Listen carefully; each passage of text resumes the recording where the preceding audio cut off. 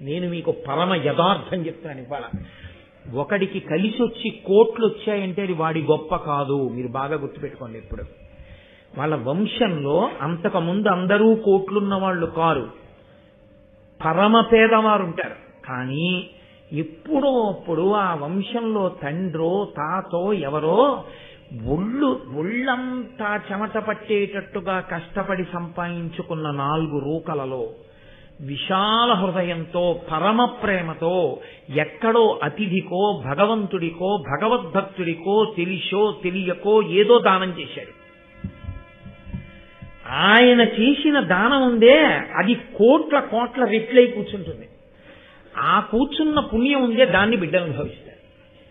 అనుభవించి ఈయనకి సంపద వస్తుంది. ఇప్పుడు దీని కొనసాగింపు ఎక్కడుంటుందో తెలుసా అండి? వీళ్ళు చేసే దాన ధర్మాల మీద వీళ్ళ భక్తి తత్పరత మీద ఉంటుంది.